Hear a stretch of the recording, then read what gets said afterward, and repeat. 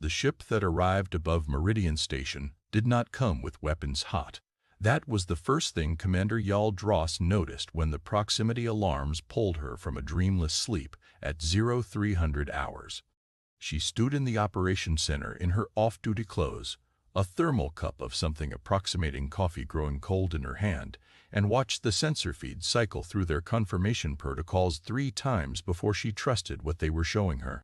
The vessel was enormous, not in the way that human warships tried to be enormous, all aggressive geometry and deliberate menace, but in the way that old things are enormous, the way a mountain is enormous.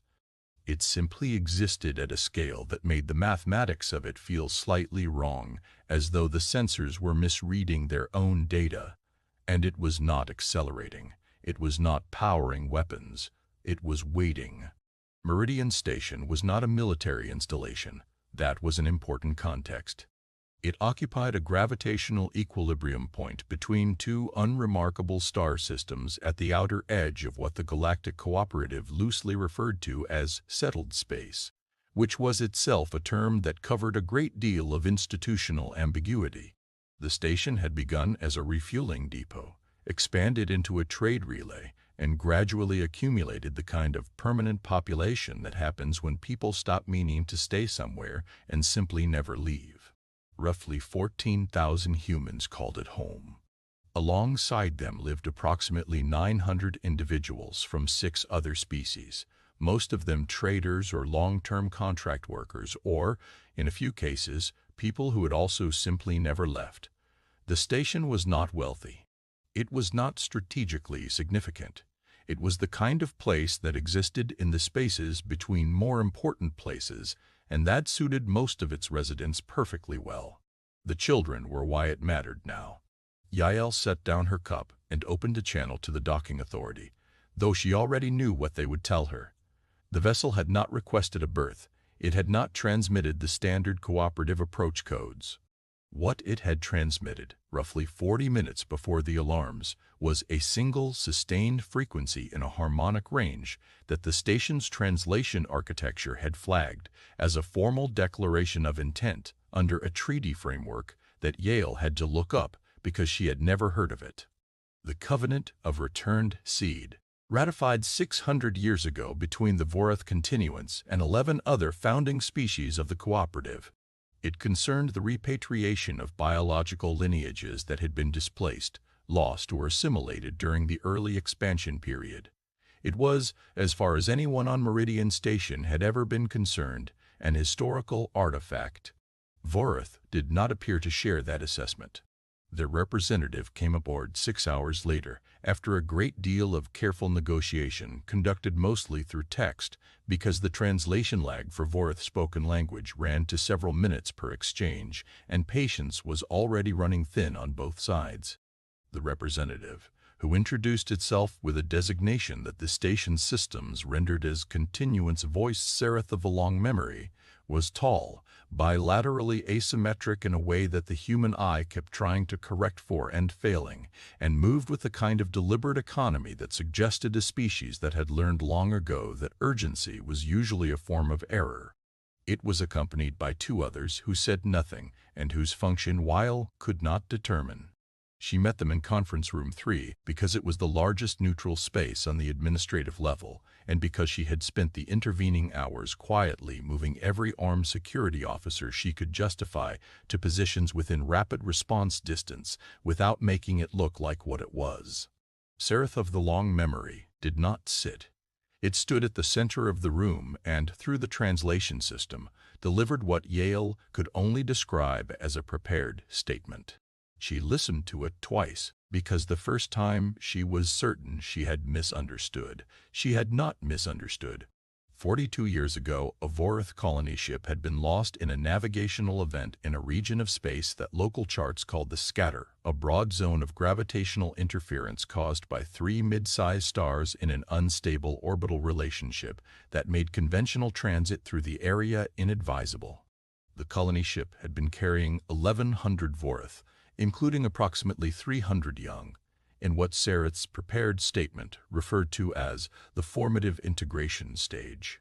This was a period, the translation architecture carefully noted, during which Vorith young were neurologically and biologically at their most adaptive, most vulnerable, and most deeply impressionable. The ship had been lost. Search protocols had been initiated. For 42 years, the Vorith continuance had believed all 1100 dead. They were not all dead. Sereth of the Long Memory produced, through a data interface it had requested be set up before the meeting, a genetic concordance. It was thorough. It had clearly been compiled with care and with significant technological investment. It cross-referenced Vorith biological markers against the public health records of 17 stations and 4 planetary colonies in the outer cooperative space, and it had found on Meridian Station alone 63 individuals whose genetic profiles contained markers consistent with Vorith descent in the first or second generation. The implication was not subtle. The Vorith young who had survived the colony ship disaster, however they had survived wherever they had been found, had been raised here, among humans, as humans, in every way that the word carried meaning. They had grown up. Several of them had children of their own. Sereth delivered the concordance data with the tone of someone presenting evidence of a self-evident truth. The covenant of returned seed was clear.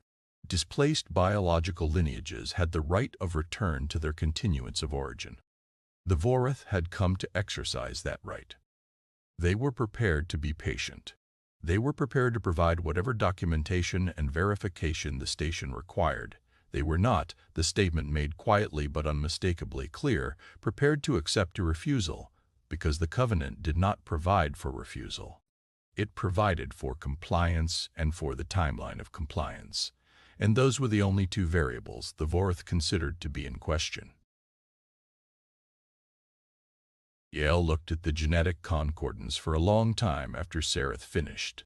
Then she thanked the representative for its patience, asked for 24 hours to review the documentation, and watched the Vorith leave with the calm, unhurried certainty of a species that had been waiting 600 years for a treaty to matter and could easily wait another day. She spent the next 4 hours doing something that was not in any emergency protocol and that she could not have explained to a superior officer in terms that would have satisfied a formal review. She walked the station, not the administrative corridors, not the security zones, the residential levels, the markets, the school annexes and the community workshops and the hydroponic bays where people grew things that reminded them of places they had mostly never been. She walked and she watched, and she thought about 63 people who did not know that a ship the size of a mountain was waiting above them, or that their existence had just become a legal question, under a treaty framework 6 centuries old. She thought about a girl named Sana, who worked in the station's medical bay and had a laugh that carried down 3 corridors, and who had come to Meridian as an infant with a family of refugees from a scattered transit that went wrong, and who had never in her 22 years of life had any reason to think of herself as anything other than exactly what she was. She thought about old Mikhail, who had been born on this station and whose father had been born on this station, and who spent his afternoons teaching navigation theory to anyone who wanted to learn it, and who had these eyes that were slightly too large and slightly too luminous, and that Yale had always thought were simply one of those things that families sometimes carried. She thought about the children of some of those 63, who were younger than the treaty that claimed to govern their parents, younger than the disaster that had separated their grandparents from a species they had never met, younger than any of this history that was apparently reaching down through the decades to touch them. She went back to her office. She opened a channel to the Cooperative Institutional Authority and reported the Vorith arrival and the nature of their claim. The response, which came 6 hours later due to relay distances, was a form letter acknowledging receipt of her report and advising her that the Covenant of Returned Seed remained active treaty law and that Meridian Station was obligated to facilitate compliance in accordance with cooperative legal framework and that any obstruction of legitimate treaty enforcement would constitute a breach of station charter. It was signed by someone whose title suggested they had never been within 4 star systems of a situation they hadn't read about in a briefing document. Yale read it twice. Then she wrote her response. It was not a long document. she had drafted longer maintenance requests.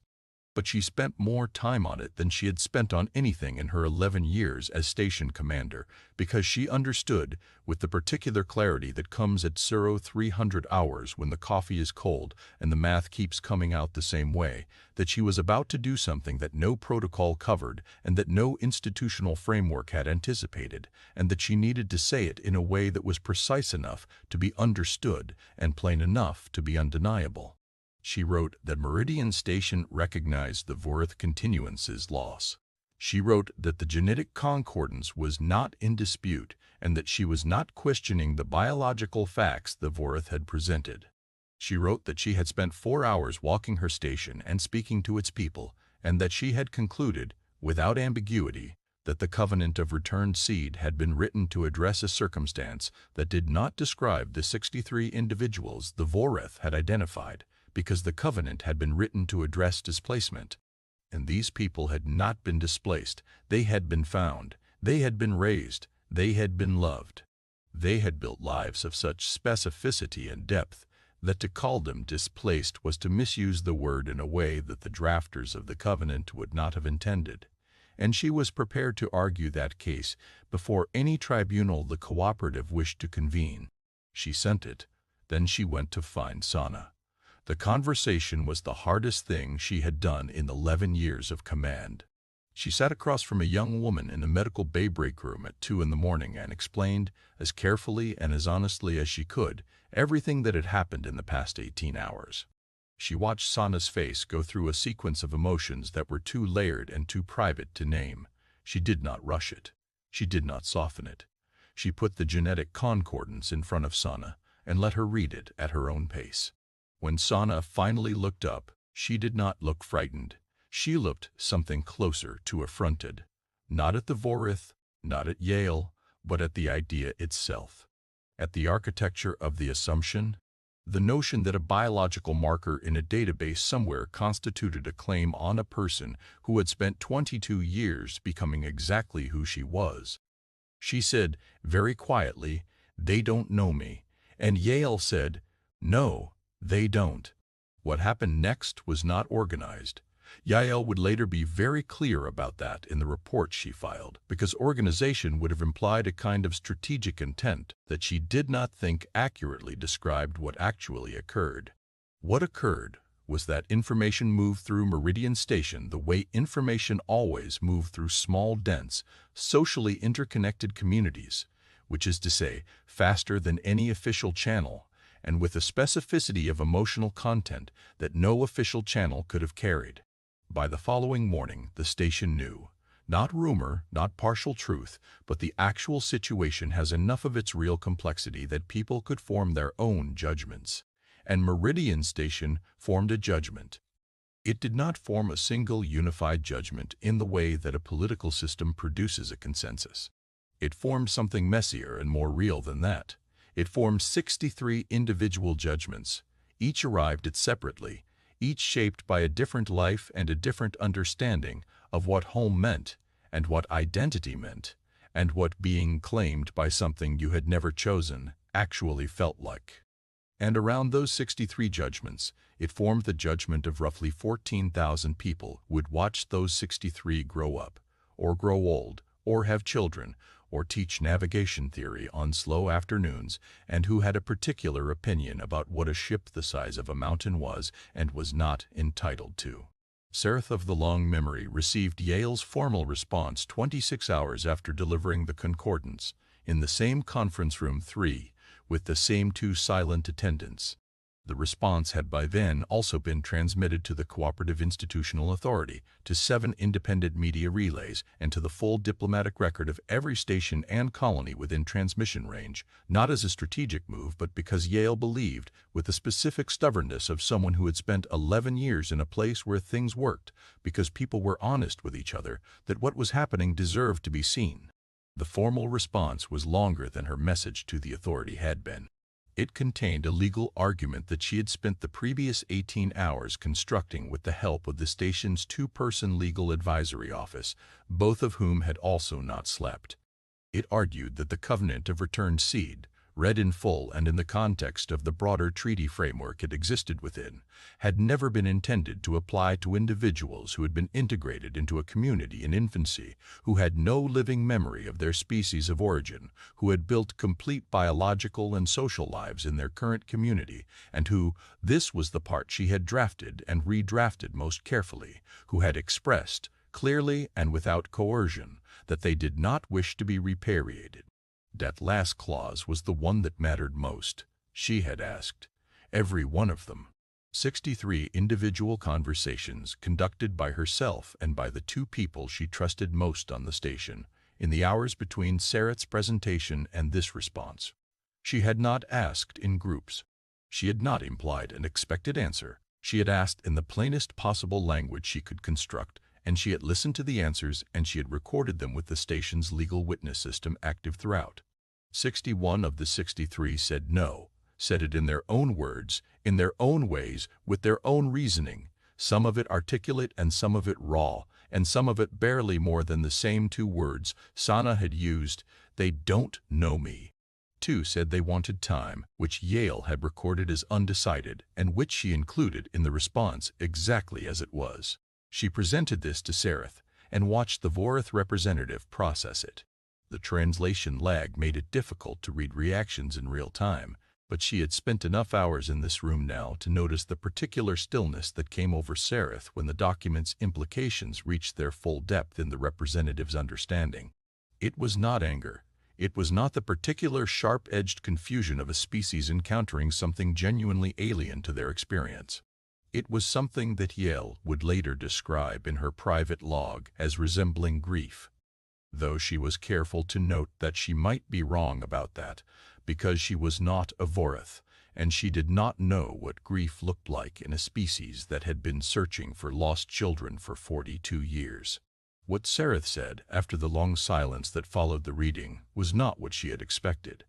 The representative asked, and the translation system flagged this as a genuine inquiry rather than a rhetorical challenge, how humans accounted for the biological fact that the individuals in question were not, at the foundational level, human, how they could claim kinship across such a fundamental boundary.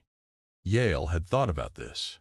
She had thought about it during the 4 hours she walked the station, and during the 18 hours she spent building the legal argument, and during the specific moment she watched Sana read the concordance and look up with that particular expression that was not fear, but something more personal than fear.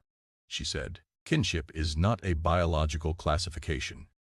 It is what happens when you show up for someone, consistently, across time, regardless of the cost. It is what happens when someone's pain wakes you at night and their laughter makes a bad day bearable, and the thought of their absence is something you cannot fully hold in your mind. Biology," she said, "is where people start.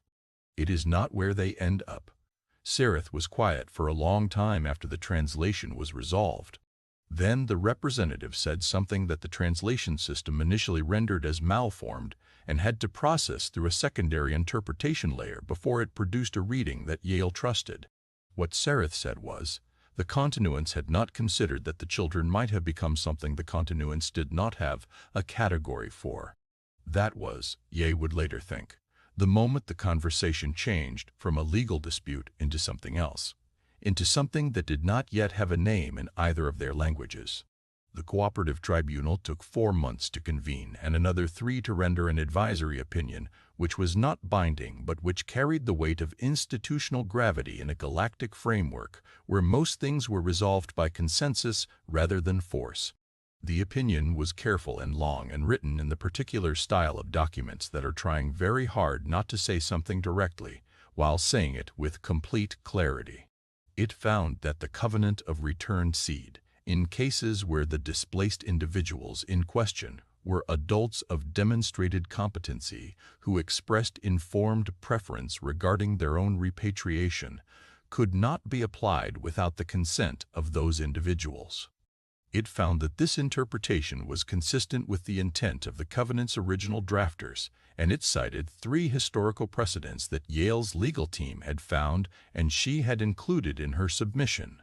It said nothing about children. The 2 undecided individuals had, in the intervening months, reached their own conclusions.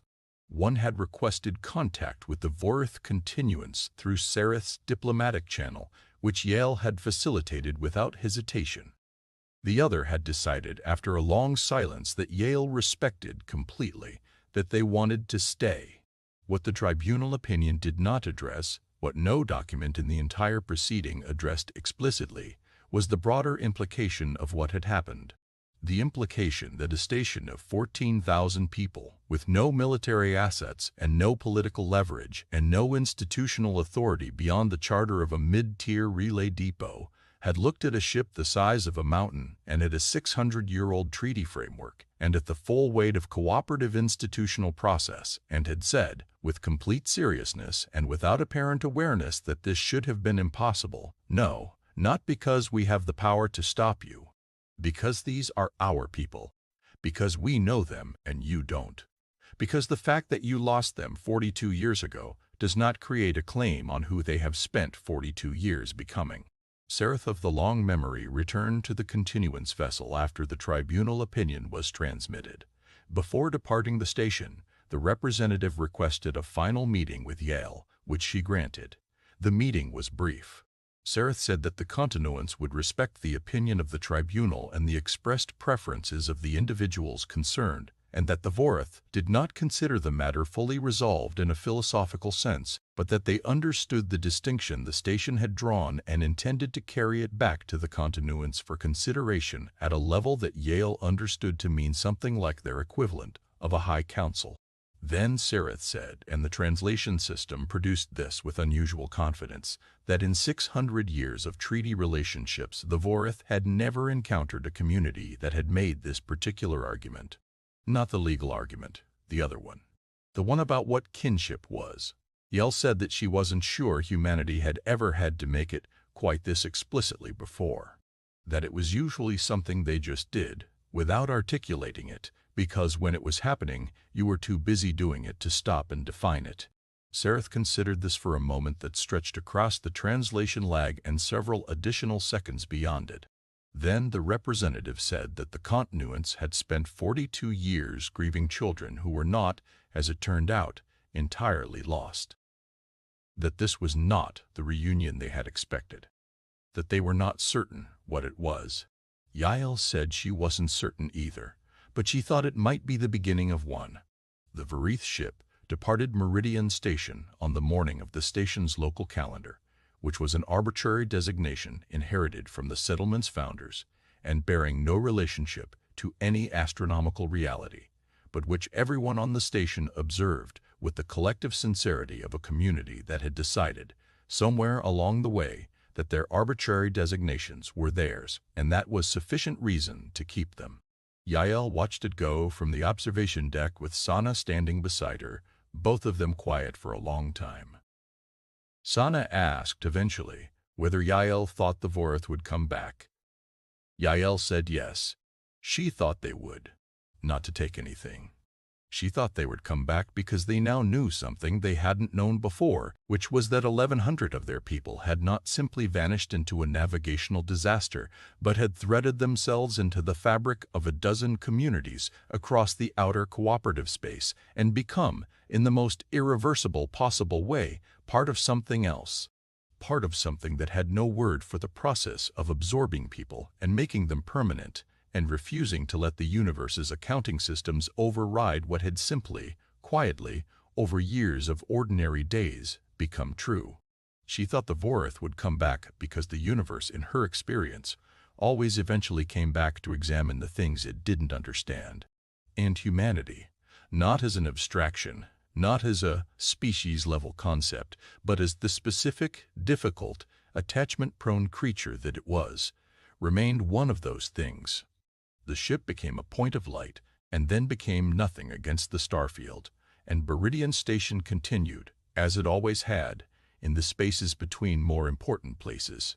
14,000 people woke up and went to work and taught navigation theory on slow afternoons, and laughed loudly enough that the sound carried down 3 corridors, and none of it was extraordinary, by any measure the galaxy had yet devised for measuring such things. Which was, Yahel had come to believe, precisely the point. The galaxy kept expecting humanity to be extraordinary in ways it could recognize and categorize and file appropriately. It kept being surprised by the particular, stubborn, mundane ferocity of ordinary care, by the fact that humans would look at something with no logical claim on their protection and decide, without committee and without protocol and without any authority beyond the simple accumulated weight of time spent together, that it was theirs, and mean it in a way that nothing in 600 years of treaty law had thought to make provision for. That was the thing the universe kept failing to account for. Not the strength, not the adaptability, not any of the biological particulars that xenobiologists like to catalog in their assessments of human capabilities. The thing the universe kept missing was simpler and more durable than any of that. It was that humans formed attachments the way other species formed plans, with commitment, with forward momentum, with an assumption that the attachment was now a structural feature of reality that subsequent events would simply have to accommodate. And they defended those attachments with a consistency and a cost tolerance that no strategic model had ever successfully predicted, because the models always assumed a rational ceiling, always assumed that at some point the calculation would flip and the attachment would be abandoned in favor of something survivable. The models were wrong. They had always been wrong. And out here, in the space between important places, they had been wrong in a way that was now part of the record, transmitted across 7 independent relays, filed in the full diplomatic archive, sitting in the cooperative's institutional memory like a notation in a margin that changes the meaning of everything around it. Y'all finished her coffee while it was still warm for once, and went back to work.